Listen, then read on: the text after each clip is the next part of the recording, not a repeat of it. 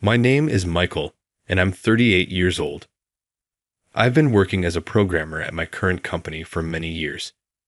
I've always enjoyed this job. I love programming and find daily fulfillment in it. Initially, there were challenges, but over time, my anxieties turned into confidence. I've come to believe that sticking with one thing for a long time is important. That's what I've always told the younger folks at work. Right now, I'm just happy to be here, so I keep going. Maybe there will be chances to move up, or maybe someone else will offer me a job. But I'm already 38, and I feel like I'll be at this company forever. I doubt there's any chance for further career advancement. That's what I was thinking when the incident happened.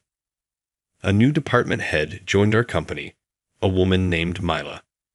She's 37, and I'd admired her for becoming a department head at such a young age. The first time I saw her, she had an aura of competence. However, she was very cold towards people. The first words Mila ever said to me were, "Are you only a middle school grad? Too dumb, aren't you?" She must have noticed that from my resume. How far back did she look? But the harassment didn't stop there. Middle school grads are a hindrance to the company. Just disappear. Even though I apologized, Mila wouldn't forgive me. The harassment got worse day by day until I wasn't even allowed to work. "You're not fit for the main office work," she said, even though this was the job I'd been doing all along. Mila wasn't willing to listen. Was it because I'm a middle school grad? But working here, I hardly ever thought about that. My education is in the past, and nowadays, no one cares about where you went to school. It's not even a topic of discussion. A week after being barred from work, Mila called me in. How does it feel to be unable to work? I felt like I was barely alive. Did Mila know that work was my passion? If she was deliberately taking it away from me, that would be the worst. She told me, "Being a middle school grad and incompetent, you're unnecessary at headquarters. Choose between being fired or demoted to a remote location. The lol. Then fire me." At that moment, I finally understood what Mela wanted. She wanted to drive me out of the company. That's why she took my work away and created an unwelcoming atmosphere for me.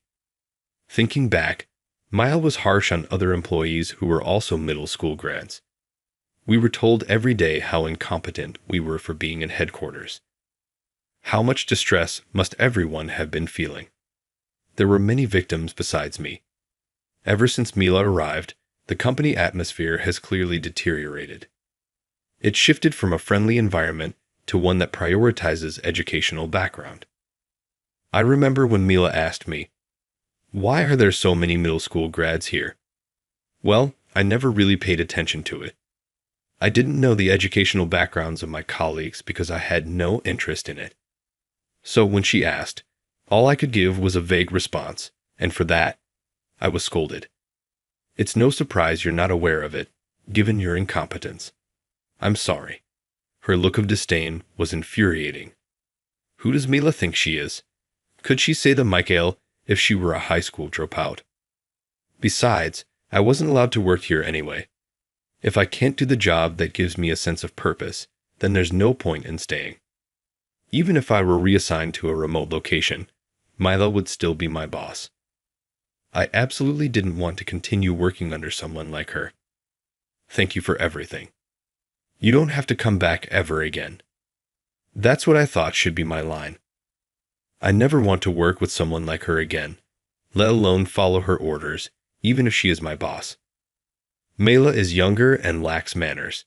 There's nothing about her I respect. I completed the handover documents that day and left the company. Actually, since being harassed by Mila, I had seriously considered changing jobs. I believed that with my years of experience at this company, I could move to a different one. In fact, I had been progressing on things in secret from her. After leaving the company, I had a few places to stop by, so I quickly made my way home. After finishing my errands, I felt incredibly relieved, thinking I had finally said goodbye to that company. The next day, I got an unexpected call from Mila. Wondering what she could possibly want now made me angry, but this might be my chance to say what I've been thinking to Mila for the last time. I decided to take it positively. When I went to the company, Mila had a particularly gloomy look on her face. I wondered what was wrong, but I didn't really want to pry. "What is this?" Mila showed me the handover documents I had prepared the day before. Her face was very pale. Even seeing her like that, I couldn't feel worried. "What's wrong? Is there a problem with these documents?" I asked her calmly. Then she said, "Do you understand the meaning of all this?" Of course, I understand everything. I made it after all. There's no way I wouldn't understand something I created myself. The handover documents were about programming that I had developed. It's written in technical terms, but it shouldn't be that difficult. However, Mila seemed to be having trouble. She kept looking at the documents and making puzzled faces. "Is something wrong?" I asked her. "I don't understand any of this at all." "What are these documents?" Mila threw the documents at me. I couldn't believe she treated something someone made like that. But she just kept getting angrier. "You did this on purpose to make it incomprehensible for me, didn't you? That's unbelievable. Anyone working with programming should understand it. I thought you would, but it seems Mila didn't know at all. I had assumed she knew everything because she always acted so superior. I even thought she wanted to fire me to take control. But I was wrong. Mila didn't even understand the terminology, let alone programming. I started to get angry again. I was finally free from Mila and ready to start a new path, but here she was, troubling me again. "You made it too complicated, so I had no choice but to call you in.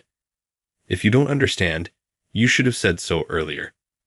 I couldn't help but blurt out what I was really thinking. It's her fault for not knowing, always acting high and mighty. It's not my problem if she gets upset. This is the trouble with people who are too proud. Does she even realize what her role as department head entails? Whether you're a superior or a subordinate, if something is unclear, you should ask. But Mila probably couldn't bring herself to rely on her subordinates because she thinks too highly of herself. If she didn't want to ask me, why call me in? There are plenty of other employees. Why summon me specifically? Her pride is Everest-sized, and that's not a compliment. She's been harsh on those around her, so it's likely she couldn't bring herself to ask questions, which is why she called me, someone who had already left the company. But there seemed to be another reason too.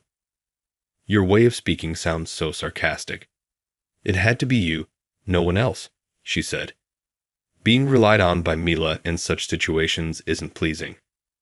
If she was going to rely on me, she should have just asked directly instead of letting me go. "Why did it have to be me?" I asked her calmly. Deep down, I just wanted to leave as soon as possible. I wished she would get to the point without beating around the bush. All the employees said they didn't understand the meaning of these documents. Mila looked desperate. It wasn't just Mila. Even the other employees didn't understand. I was surprised by this fact. No one else but me could take over this work. Mila must have realized how much she usually looked down on her employees. She never noticed their hard work. What she valued most was educational background. She probably never cared about who was doing what kind of work, whether as a department head or even as a person. I lost my temper. "So you called me back to this company because only I can understand it." Mila was hitting the desk, angry, even though this was all due to her usual negligence. Programming can be learned by adults if they put their mind to it. Some things require years of experience, but the basics should be understandable. Mila doesn't try to learn on her own and relies entirely on me. It's astonishing how she looks down on others, but when push comes to shove, she clings to them. Without me, the company's programming would be completely incapacitated. Did Mila even know my role in the company? I started to doubt it. She seemed only interested in herself, so she probably didn't know what I was doing, which is why she so easily took my job away using my education as an excuse. I'm sure the company was greatly inconvenienced during that period, likely suffering significant losses.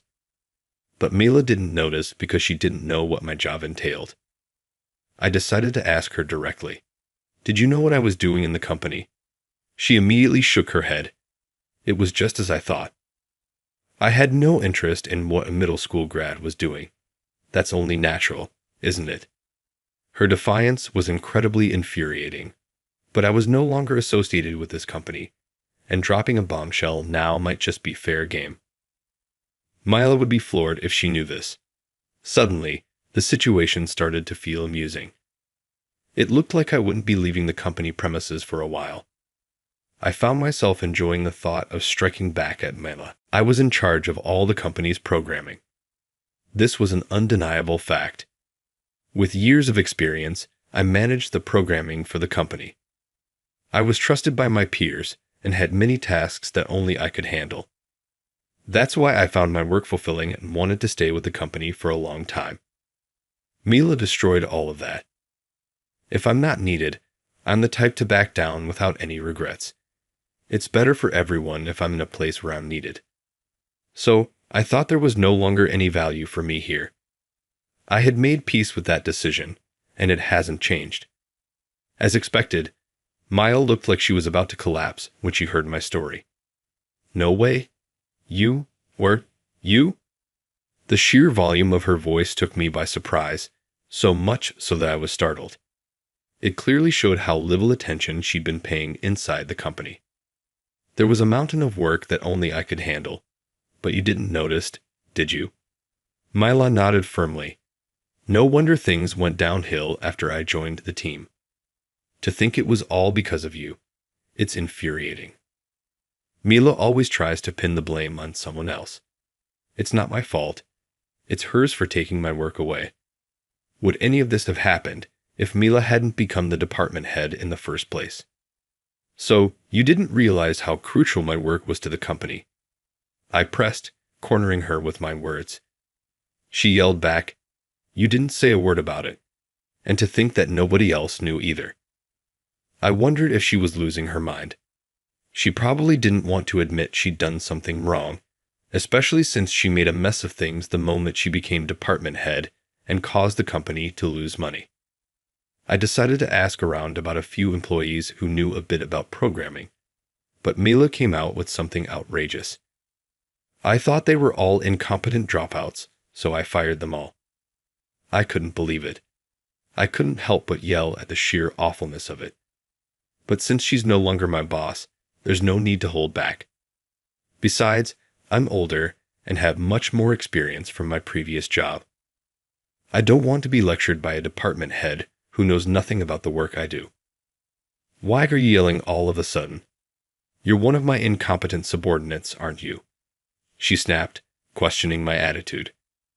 But being yelled at by someone like her doesn't scare or bother me anymore.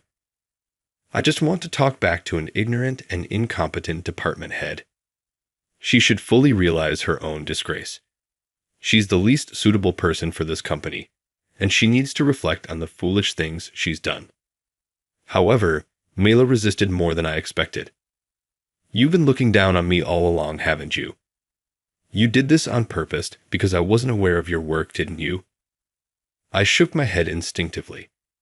There's no benefit in framing someone like Mila. Besides, I thought I was on top of everything at work, so it's Mila who's at fault. But I didn't get a chance to fight back. Your silence must mean it's true, huh?